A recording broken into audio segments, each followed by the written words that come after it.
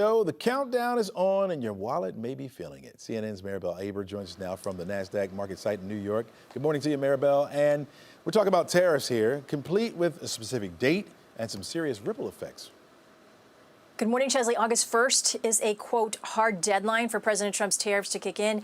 That's according to Commerce Secretary Howard Lutnick. Now, he told CBS News that while the deadline is firm, there's nothing stopping countries from talking to the U.S. after the first of the month. Lutnick added that some smaller countries would have a baseline tariff rate of 10%.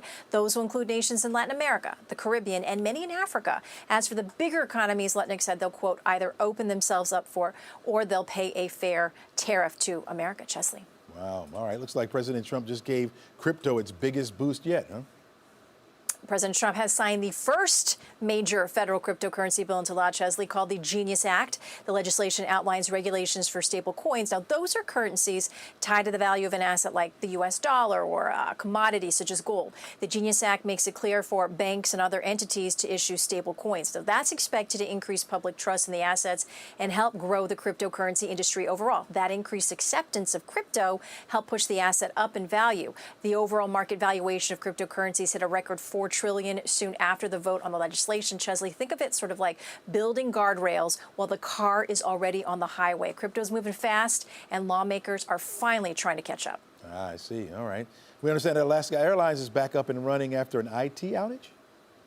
Yeah, Alaska Airlines resumed flying this morning after it grounded all flights late last night. The airline requested a temporary system-wide ground stop due to an IT issue. Now, the outage affected the airline's overall systems, and planes were grounded for a few hours. Alaska Airlines says the ground stop has now been lifted and its operations have resumed, but the airline warns there may be delays this morning as it repositions its planes and flight crews. No word just yet on how much the ground stop impacted various airports or what caused the IT issues.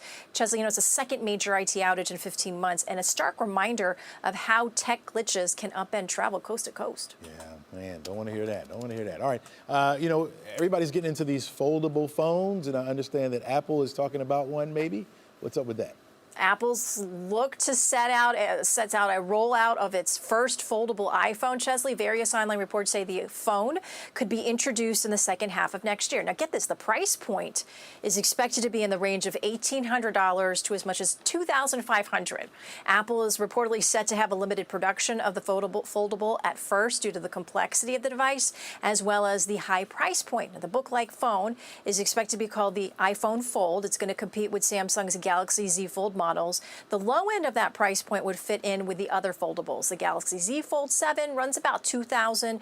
The Pixel 9 Pro Fold is only slightly cheaper at $1,800. But Chesley, the year was 1996, and I was all about my Motorola StarTAC, and I could barely afford it at like $1,000. That's what I'm talking about. Yeah, it seemed like the foldable phones are like those flip phones, but at a higher price point. But I guess you said it's like a book, right? It opens up like a book. It's kind of like a book, but we're going to have to finance the book, Chesley. How about that? And the young folks will want it. And so I don't know if you have any young folks at home, but they're going to ask you for it, Maribel.